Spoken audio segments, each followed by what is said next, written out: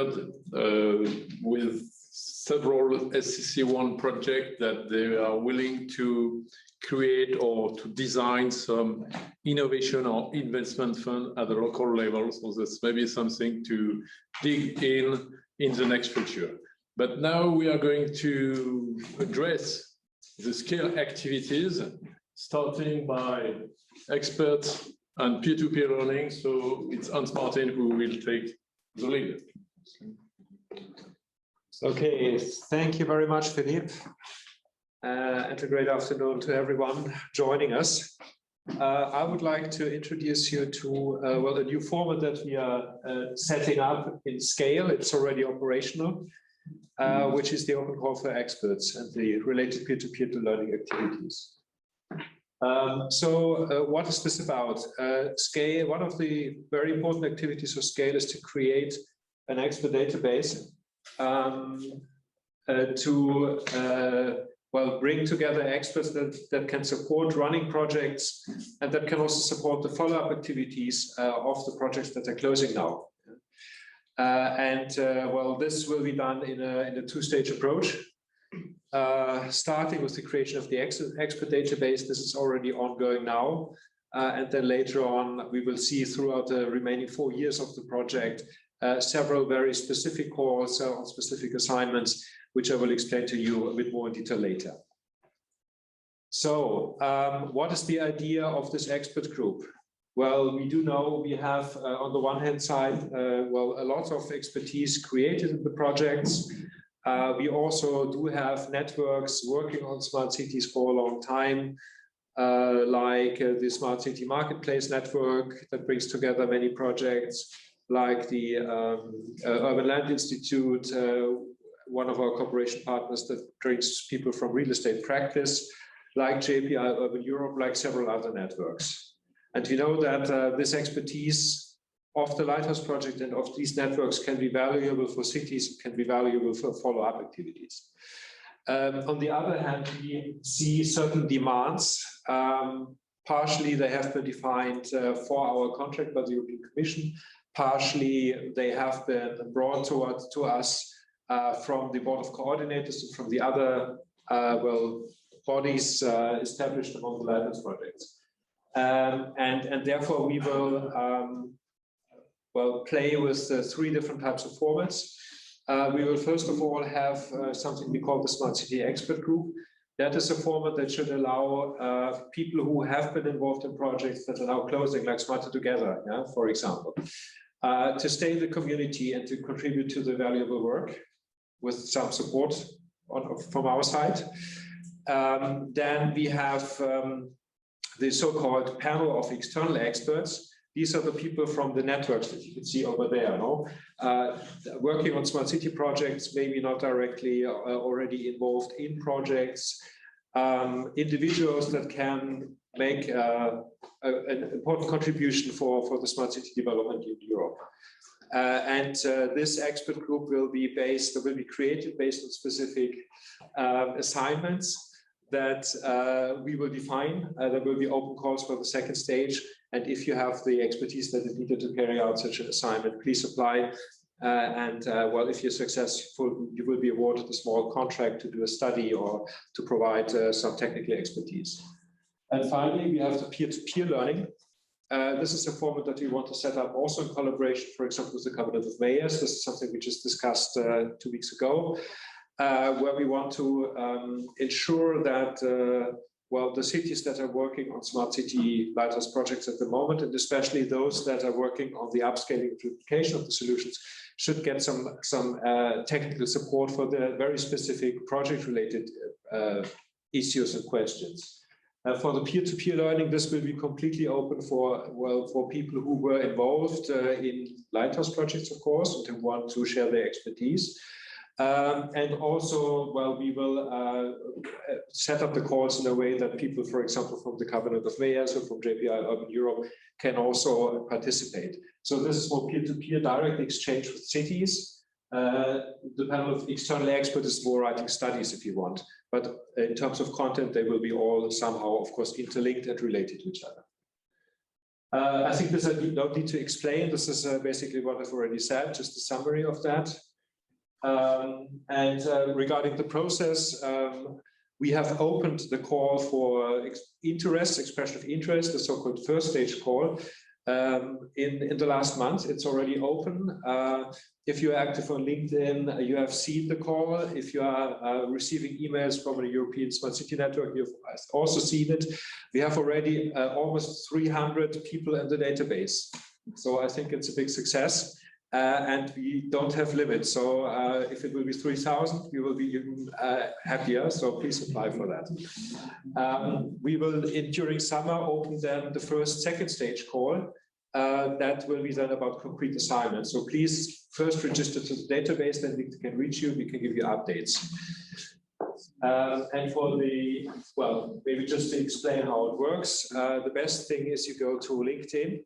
There you can register. There's an expert group called Scale. You can send us your request.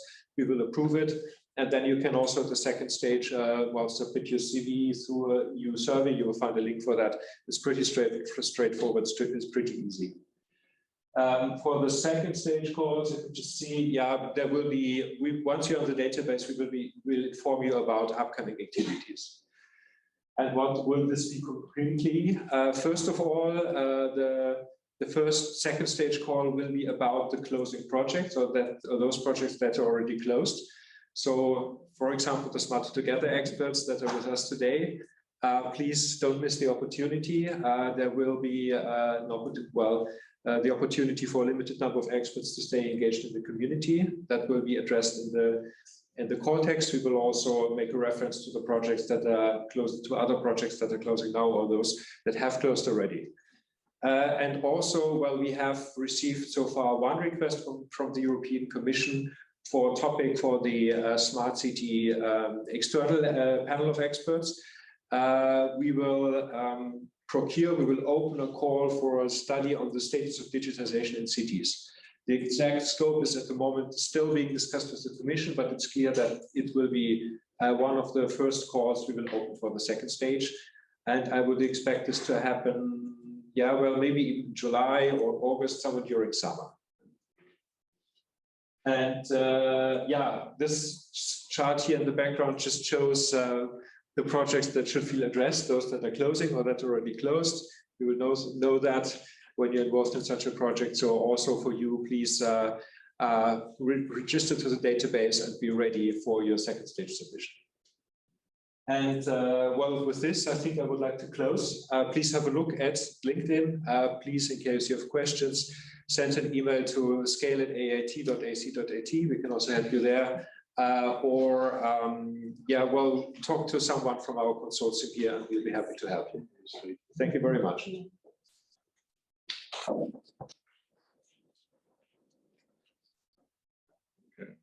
Perfect. Thank you very much, Martin. I do not see any question in the chatter, so we can continue. And now it's the City Coordinators Group. Yeah. And after the roadshow. Hello, everyone. It's really nice to be here in Lyon to present you a very new and interesting initiative for all of you cities, which is the City Coordinators Group. So let me tell you what it is. So let's start. So first of all, it's important to say that the City Coordinators Group was actually a request that came from the cities within the 18 lighthouse projects that was expressed within the Smart City event. So the idea is that actually, even if a governance structure was already put into motion to coordinate and support the cities of the lighthouse cities and the projects, actually many task groups have been put into motion, such as the reputation task group, the communication, business and finances, to address specific issues. But within these task groups, there was not a real big representation of cities. So this is how we created this group, also not to replicate initiatives that are already existing within city networks, but really to make something that is useful for all the cities. So just to start, what will this be? The City Coordinators Group is meant to be an opportunity to boost the collaboration and the connection between the cities that are part of it, the 118 cities, and of course, also an opportunity to share knowledge and learnings from the projects, also what did not work and how many risks were overcome. And of course, an opportunity for networking and do even partnership building, maybe for the potential construction of new and development of new projects, but also space for a safe space for strategic thinking and inspiration, and eventually also a place where we will be able to bridge the cities with European institutions and therefore for advocacy. So actually, during the last month, we have been interviewing some of the projects unilaterally through direct interviews.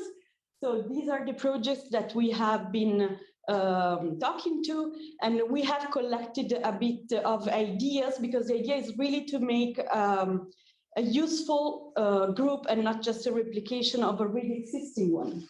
So we asked the cities if they would be interested in participating in this new group, and actually already 57% said yes, only 14% said no, and the remaining 29% said maybe, because they were willing to have more information about this group.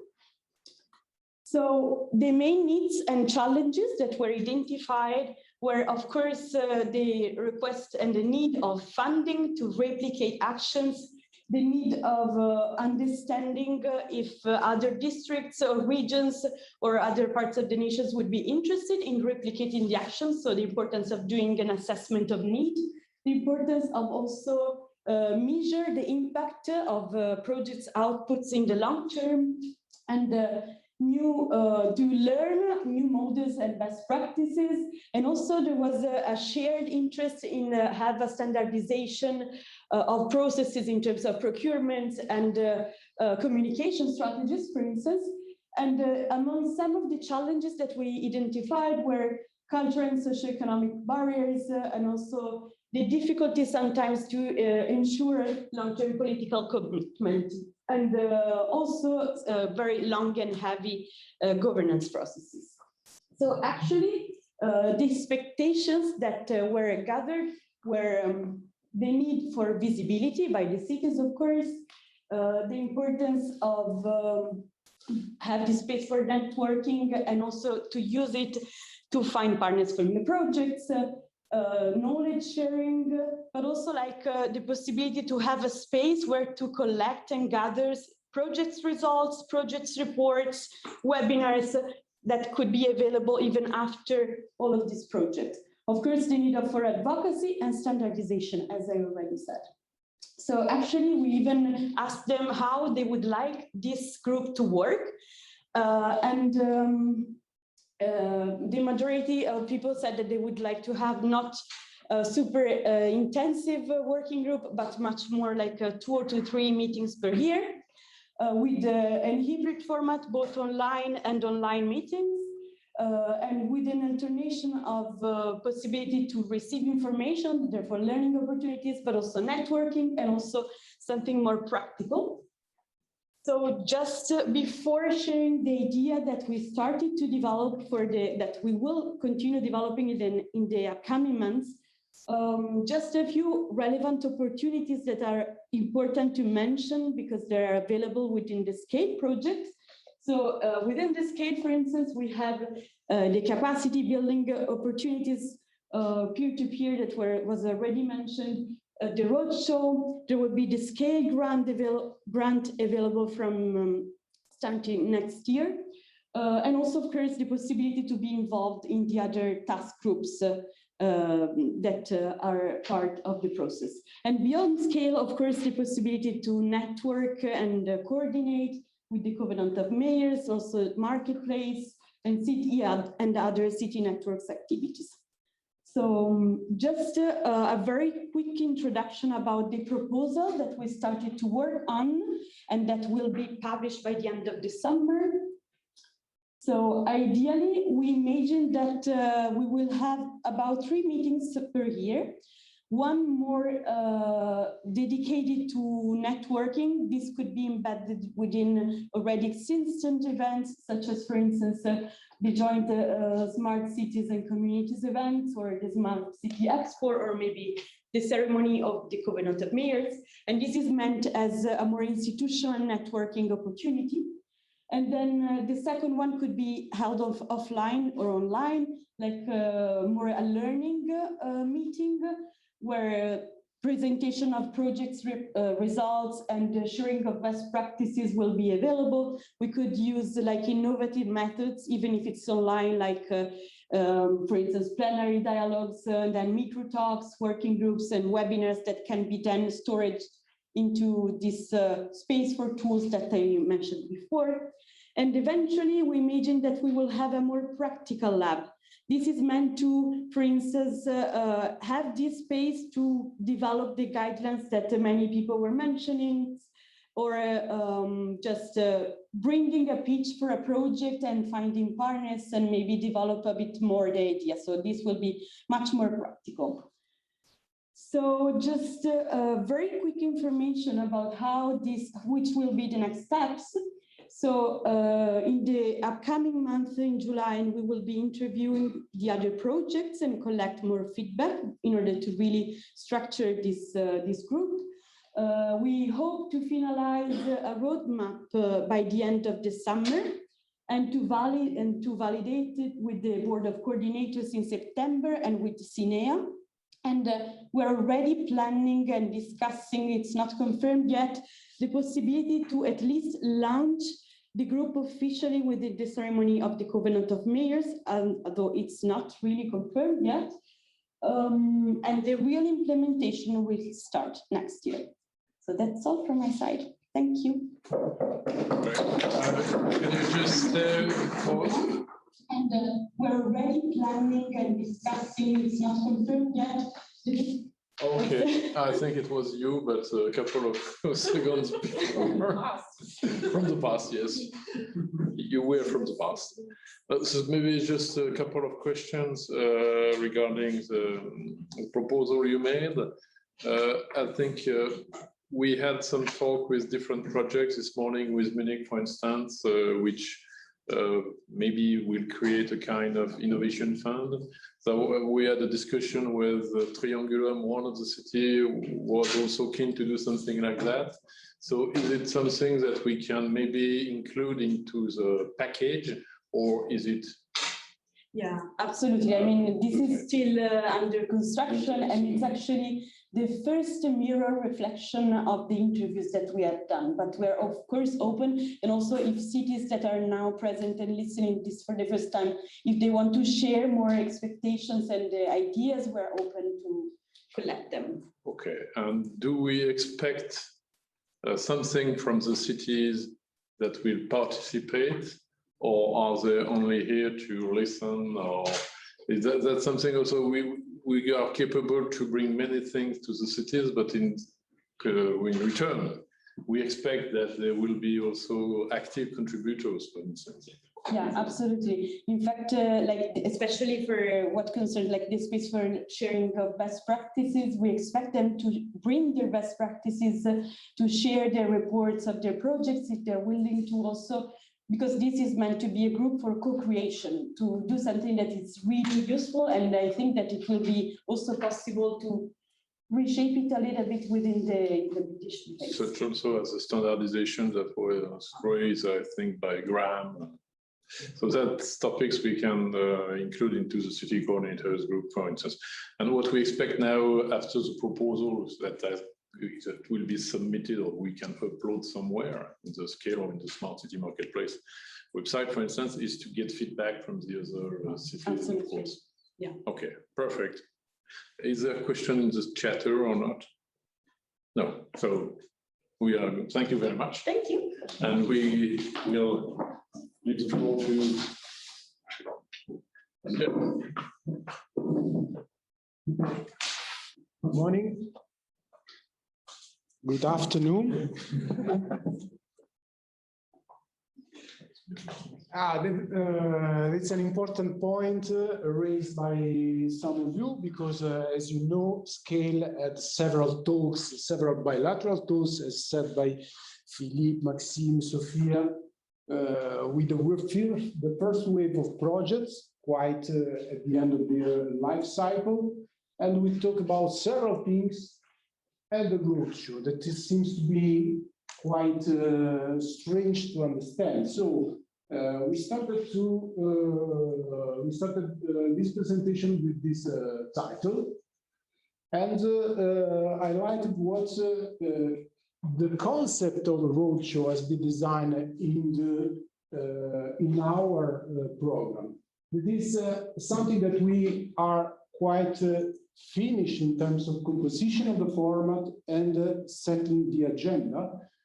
What the roadshow should be the place where major city of the family, because scale is looking at the smart city and community family. So the 18 Lighthouse and Fellows, the Lighthouse project covering 120 cities.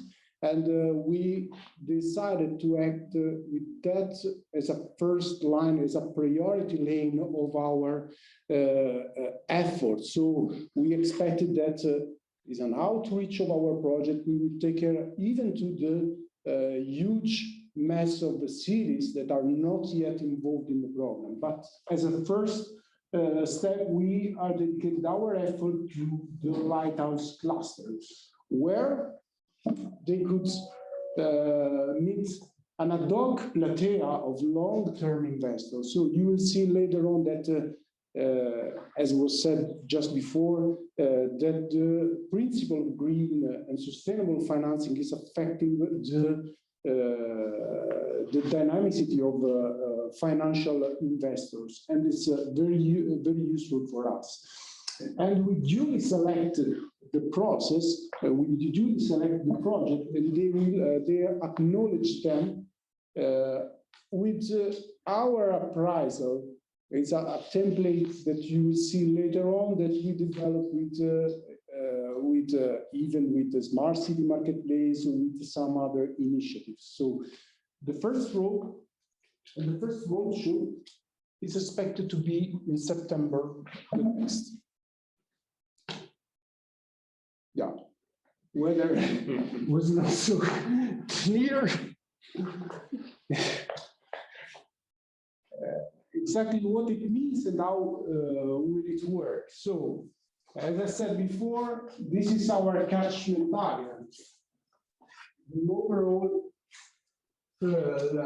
family granted by 400 million of Horizon 2020 co-funds that develop a lot of technical solution and attract additional investment. But this is our dilemma. So scale will upscale. Yes, the objective is to allow the smart city lighthouse cluster to disseminate, but even to upscale the huge mass of the tangible results that have been produced by the project developers, such as a good example here of Maxime and Lyon.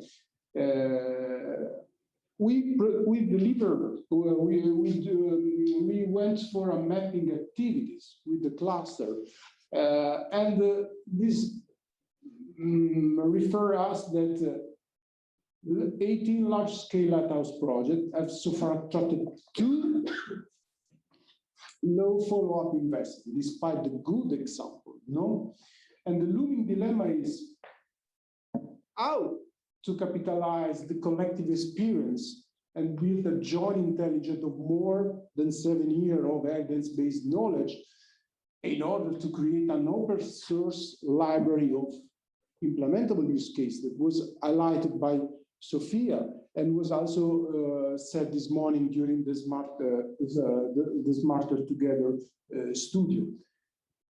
And again, how to replicate and scale up the Smart City initiative granted so far and stimulate institutional investors' interest by triggering additional investment from the market. These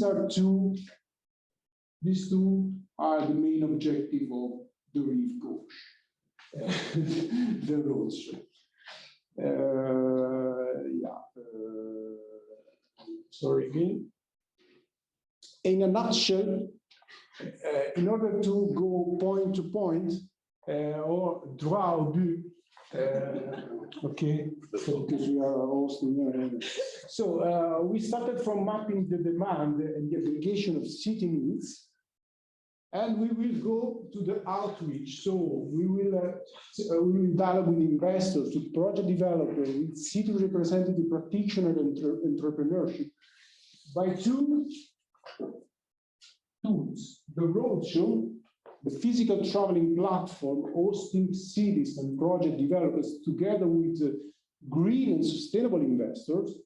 And on the bottom of that, the e-roadshow, that should be an online open source space that hosting tested the risk and documented set of solutions. Of course, the collaboration with the city coordinator group, with the project, and outside with the smart city marketplace, with the governmental measures should be a must here, because otherwise we could have only a partial view of the table. The market engagement. So we talked about a two-side strategy. So the first one, we look at the city side. So we look at the shore. No, the scales require deep knowledge of the project, and we went for mapping the 18 smart cities and community lighthouse project according to the different stage of the project cycle, and we addressed even several levels of readiness and maturity. And we created, as I said just before, a pre-appraisal phase focalized on the bankability concept that is was quite drafted to the capital expectation terms. And of course, we created a template that I will show you later on. On the investor side, so looking not only the shore, but even the deep sea, we created a possible macro-regional strategy, identifying 6 European macro-regions. We are scouting several profiles of possible investors, given the importance of the local territorial equity that has shown in the most successful project, because it's a trend, and also a public institutional one, non-traditional one, and crowd investors. And of course, we were asked to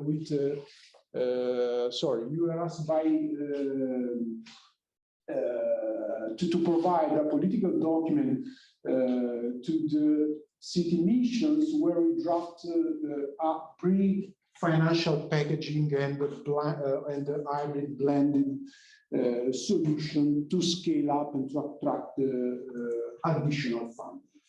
The bankability template is quite an archipelago. We have a very simple part here. Of course, you will receive this set of slides because I understood that it's quite complicated to read inside the box. An applicant's identification, that has a more general information from the project developer side. The investment program is related to the commitment of the stakeholders. So in terms of geographical location, but till the citizen engagement, and the typology of the investment priority in the program. So we created 7 domains that are that could be enlarged with a subsection specific intervention and a brief description of the investment proposal. And on the other side, the economic and financial details in order to give the proper equilibrium to narrow the project. So if there are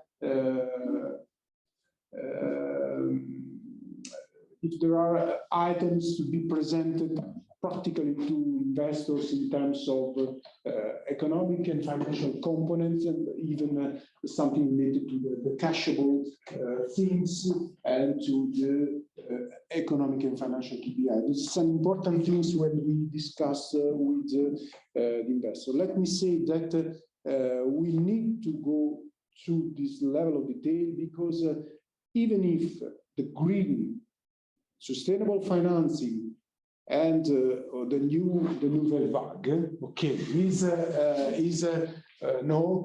decreasing the terms of short earnings and double-digit percentage in terms of earnings. So they are not yet philanthropists. So we should address the proper economic and financial equilibrium. So. But it's something that we could discuss with the city when we go for the non-financial assessment and non-financial balance to the city when we will provide for them technical assistance. The possible aggregation strategy for the roadshow that we said, Giordano said before, we thought to create 6 macro-region areas that are that could allow us to aggregate project per sites and beyond their typology in order to match city needs with investment priorities. So in terms of size, in terms of geography, in terms of constraints, And if we settle a macro-regional portfolio, we could support and serve a group of clustered cities with appropriate network concept around a possible set of harmonized needs. So encompassing the difference in legislation, the behavioral or the cultural, something like that. That's quite important. Even, for example, the harmonization of the energy market and the energy price. It's very important when we discuss about the positive energy developments. We just quite finished. Only, I think the good news corner, there is a circle. So as I said before, from the short-term earnings into longer.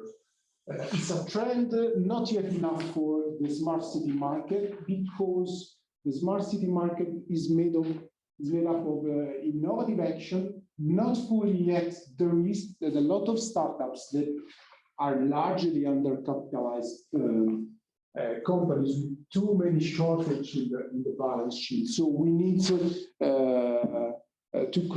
to provide them a financial, a multilateral financial approach. This is something that the EIB already is doing with the EIC, but it's something like the EIB is doing with the loans for cities. The maximum eligibility banking terms for loan is 5 to 7 years, and it's quite not compliant with the smart city and positive energy district intervention.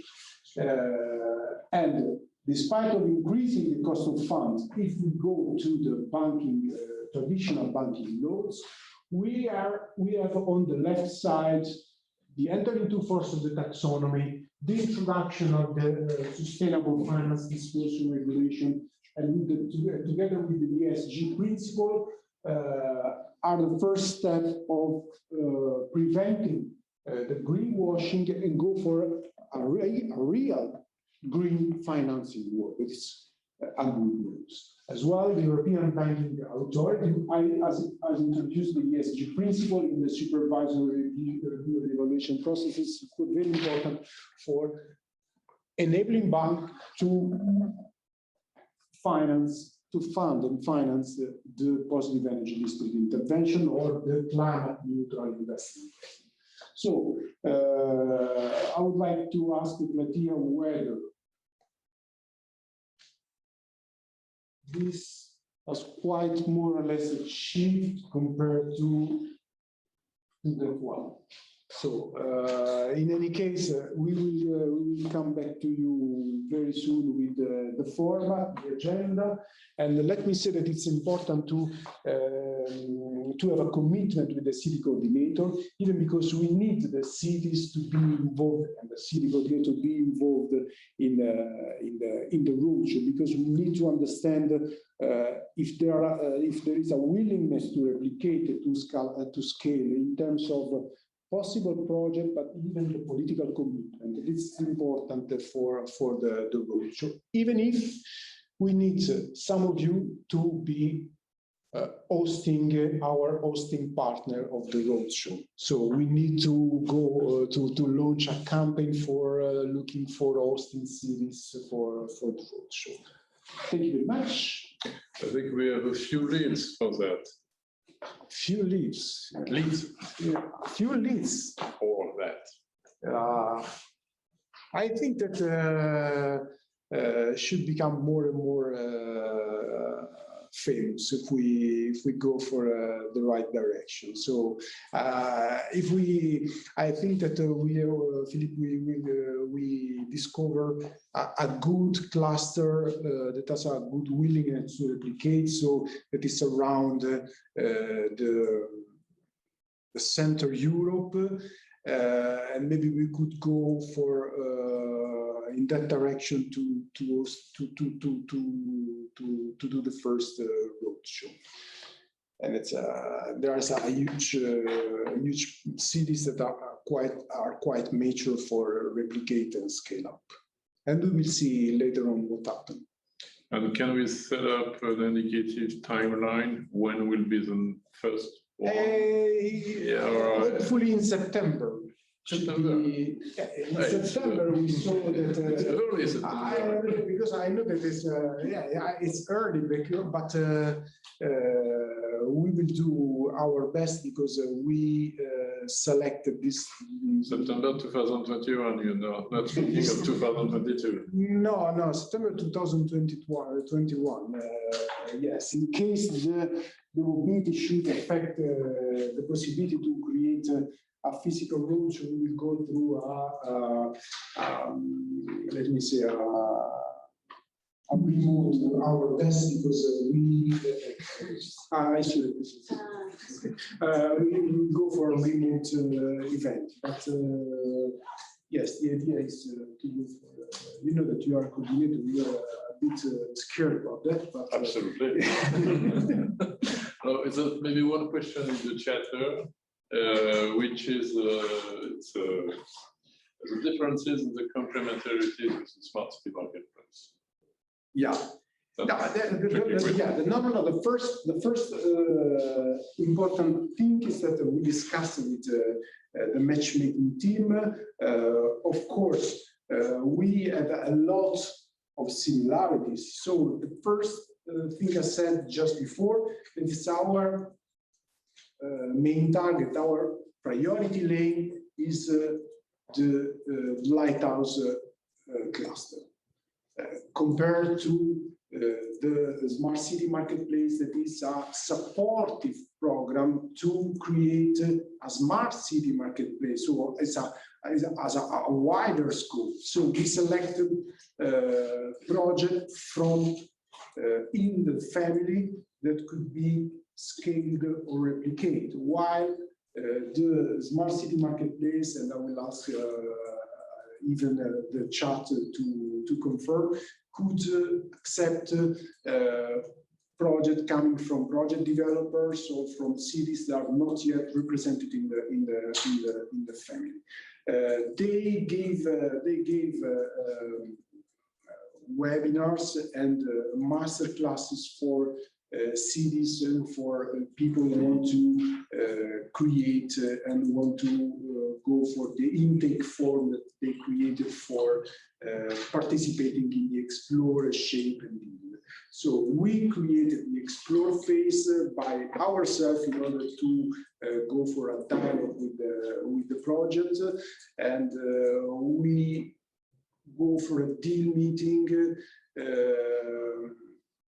without promising anything. So this is the first point. The second point that is what we discussed last week with the smart city marketplace and the covenant measure to create not only a collaboration but a synergy among us, especially looking toward the investors' context. So why we cannot create a common investors community? So that could be activated case by case and according to the different set of priority given by the program itself. But the idea is to go through in this direction. So and maybe we could work with the follow-up of the financial document we provided to the city missions in order to provide this funding instruments. Okay, great. Thank you very much. Everyone still qualify in the Euro. It's a bit of a surprise, but Italy is still qualified, where Portugal. No. We fully understand. There are energy cities, there are Belgium authorized representatives. So, okay, so we will see you in the final. Probably. Thank you very much. So next slot is Veronika regarding branding and communication. Veronika.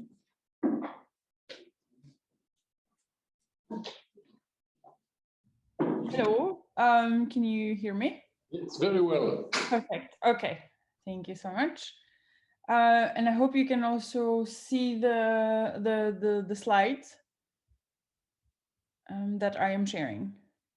Okay, perfect. I'm sorry I couldn't be there with you. Actually, I have a very elaborate setup here. So in case you see me looking in the side screen, that's because I'm looking at the second screen where I can see all the chat and the questions as well. So I'm going to talk about the branding and the communication and engagement that we are preparing within Scale. I know that several of you who are members of the joint task group on communication and dissemination will already know a couple of these elements, but those of you who either didn't have the time yet or didn't catch all the proposed changes, please do not hesitate. Either write me in the chatter the questions, or write me afterwards or contact me afterwards. Definitely, even if we don't have time to answer all the questions or go in depth in everything, you will also at the end receive a summary of all the questions that have been asked throughout the day, with approximative answers or links to wherever you would like to be pointed to, or additional resources. So don't worry, you will get all the information from everywhere. Good afternoon, everyone. My name is Veronika. Cerna. I'm from 20 Communications, and we're going to talk about branding. The task that we have that we have kind of started with was that they were all the projects and adding in each year a new brand for each one of the projects was proven to be a bit kind of dispersed and a bit incoherent because of the issues with the fact that a brand is something that you build for a long term and that you continue building into. That it's not something that you can build within 5 minutes, neither it's something that that will then cease to exist, or that will appear within a week. The fact that the projects were continuously adding into the brand, and the fact that Each one of them had a distinct, had a completely distinct visual identity and also their own identity. And the fact that each one of the projects was there only for 5 years, and it was not clear what was going to happen after the 5 years, after the project ended, what was going to happen to neither their own brand and to their own communication materials and tools. We thought it was really important already before the Scale project started to create a common brand that would be both there for long term, and it would be also there to kind of encompass all the elements that the projects have jointly kind of agreed on. So about 3 years ago, there was an exercise that we have done, and now in Scale we are kind of building upon that, not to kind of forget that this has already been done, but taking into account the fact that the situation might have changed a bit, and that within the 3 years there were several additional new projects added, and new people came in, maybe with different ideas of what the projects should be standing for and how do we actually represent ourselves towards the external. Because don't forget that the brand is not there to kind of communicate to our own group of Horizon 2020 projects, but it's there to actually communicate towards the external, ideally to all your citizens. And we've heard that several times today, earlier, especially during the citizen engagement workshops of the Smarter Together, how it is important to actually communicate directly to the people. So the need for a common joint external image that would provide for really something tangible was really there already before even before we came into the picture. What we have done is that we've taken all the needs from the network through a so-called branding exercise. That the branding exercise is, however, continuing throughout the Scale project. There is several phases to it, and right now we are kind of at the end of phase 1, which is taking into account all the needs and all the comments from everyone, and putting it together into a kind of a package of communication products and values, and then starting disseminating about it. The flexibility is, however, built in, and I will talk about it in a bit later in one of the later slides. So that we can actually continue building on that, and that we all as a group of projects can actually continue building into the brand, even for the ones that are ending or that are finishing, either or that have already finished. When we started the exercise, we've taken over all the needs of the projects and of the network. So one, as I said, was the absolute need for an umbrella brand that would encompass all of the projects and represent all of the projects. The second one was to really kind of have the need for the external image and for the external position towards the outside, towards the target audiences in cities and on national level. And that way, all of the projects could also then say, we have a common joint brand, and we can actually rely on it. So it would be that there was a strong need for having this kind of powerful network and showcasing the powerful network that stands behind each one of the projects. So that even if one of the projects is communicating towards the outside, that there is still something that is behind them. Then there was a need to differentiate from the EC funding. This is not to kind of to completely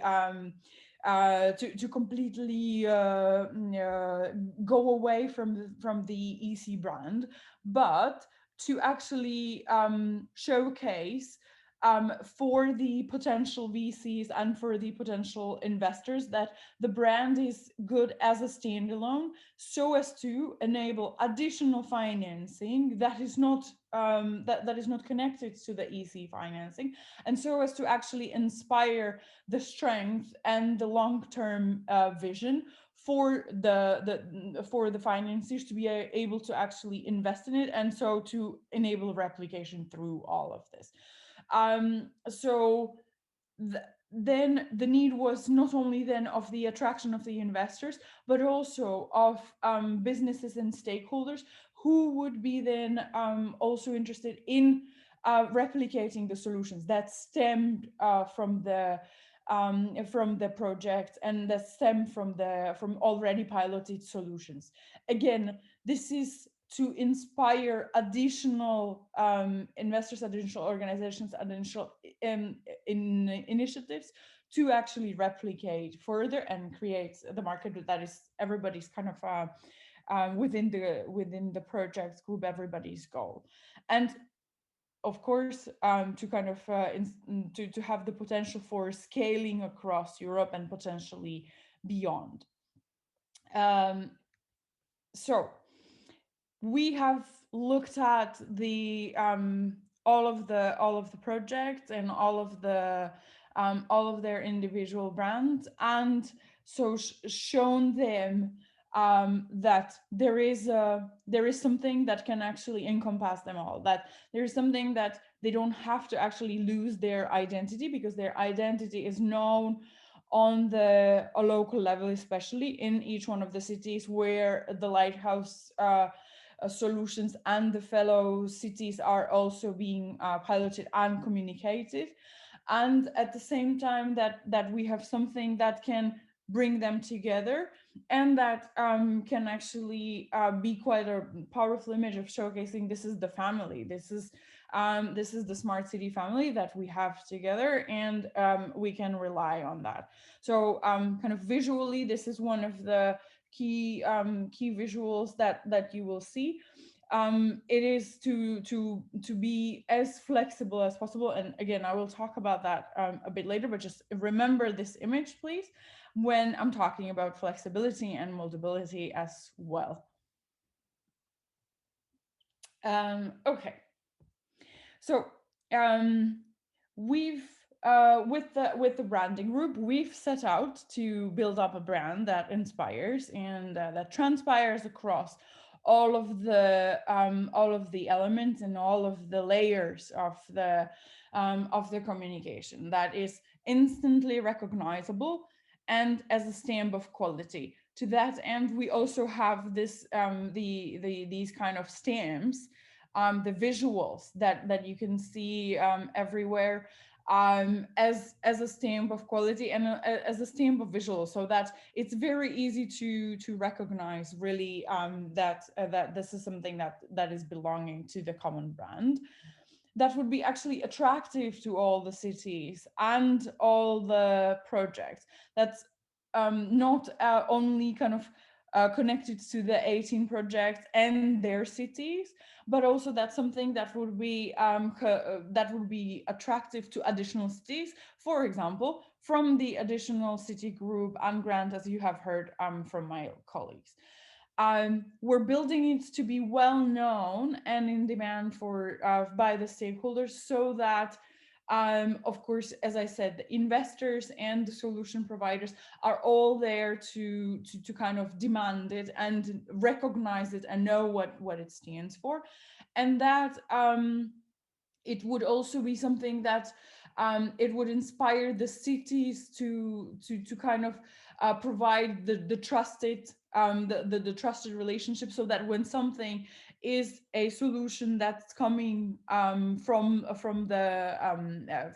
the cities and from the solutions, that it's something that is tried and tested, where we actually have provided recommendations. You've heard earlier today about all of the outcomes and recommendations of Smarter Together, for example, and that other cities that are, for example, joining the city group or the coming through the city grant can actually rely on the result, on the recommendations, on the data that is encompassed within. So we've set out to kind of build trust, recognizability, attractiveness, replicability, and moldability and flexibility. You already kind of will know that I've spoken a lot about trust and how we actually aim to inspire trust. So it's to provide actually not only the visual element of the stamp, but to also already associated with the solutions and with the data that is connected to all the recommendations and results of the project.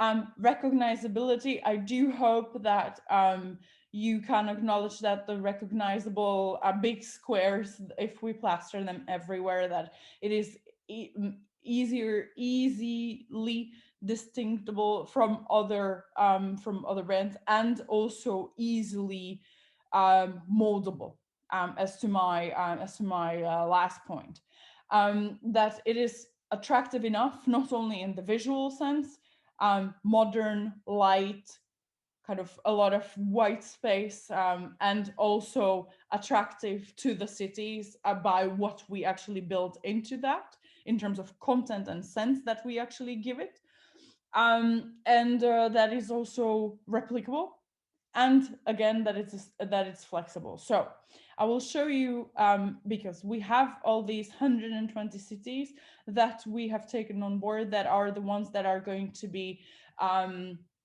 taking on board the brand, and that it's flexible enough for everyone to actually join in without kind of having an issue with having to change too much. Because I know that there were a lot of worries about the fact that a lot of the design elements will have to be changed, or a lot of the visuals will have to be changed. So I want to actually show you at the later stage how flexible the brand is, and how kind of easy it is to actually just stamp it. And I'm using that for a purpose, stamp it everywhere without any issue. Okay. Within the branding exercise, you will remember that I said that in 2018, there was one part of the branding together with the board of coordinators, and that they have spoken about that there's a need for an umbrella brand, and that there's a need for a powerful and influential brand. We have repeated and updated, because 3 years is a very long time, the branding exercise. What has come up out of it was that there's a lot stronger focus within what the brand stands for. And I will explain how this is then important for many of the actual elements and channels and things that we are doing. Why that there is a lot bigger focus on citizen and climate that was not there even in considerations before of the members. Then that there's something that's secure. We're talking more beyond the trust. We're talking about security and long term, and again long term beyond the length of the project. And that there are two other elements that are very key to all the Horizon 2020 projects that many of you are parts of, and that is collaboration, co-creation, and the European element. That actually the project stand for the European way of doing smart cities. That is the European innovativeness. That is the European kind of way of scaling and replication and doing smart cities. So this is why also you will see that there are several kind of changes to the application of it. The reason why these values are important is because then, based on that, we are selecting the storytelling and the stories from the project, the recommendations, the results, everything that the projects have already produced. And we know that there is a lot. But based on those values, we're selecting the stories that actually apply to that. and that will speak mostly to that we have something that is easily shared, and it will be shared across kind of all the channels, all the media, all the websites, etc. And that there are going to be then common stories, and jointly that we will build common best practices for all the projects that are then going to be shared based on kind of pointing out all these values. Because if we're looking at, for example, the communication that was done by the project, of course it's a lot more focused on more the local level and on the actual application in each one of the city. And so what we want to do is to actually take them and bring them up on a higher level, to actually showcase that there is really the strength of the network beyond, that there is a lot of the knowledge sharing that is going on between the individual projects and cities, and also that there is again the European approach that is very powerful. So back to my previous points on collaboration, co-creation, European approach, citizen focus, sustainability, and climate. And of course, to ease all of this, because I always keep in mind that that many of the professionals that we work with do not have the time to actually change everything. So we're looking for most automated processes to actually to automate this at best, and also to disseminate as widely as possible. So what is it and how is it going to look like? We are currently with the communication and dissemination group working on several parts to build up a common repository for all the elements of the brand. We are also working and going to work. So this is where I'm saying that the branding exercise does not stop right now. It's the first phase that stops. That we're going to be working also with other members of the branding exercise, of the branding group, sorry, and with the board of coordinators to fulfill and to kind of see what kind of stories do we need to put forward. So very practically, what does that mean? For example, if you're going to a event, we are going to talk about the points that you would like to kind of point out, and how do you actually then also ensure that, for example, the European level is mentioned, that the co-creation is mentioned, the exchanges between the projects are mentioned, that etc.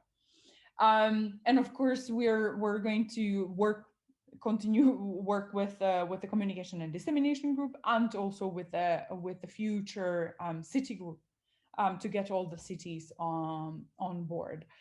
The common repository is being built right now, and it will be launched, I believe, next week. So at least one part of it for all the internal working of the brand, and with all the visuals and templates that should be kind of done very shortly, and you will receive the links and the access to it.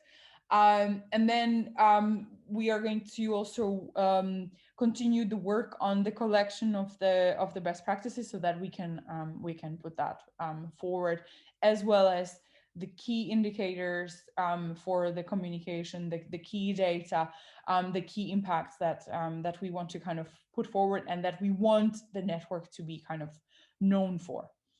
You can see the examples of the prepared visuals for the cities and for the projects. So what I'm trying to say is that please don't be afraid. We're not kind of changing completely everything. We're trying to make it as smooth as possible for all the cities and all the projects to kind of be able to present themselves very easily with it.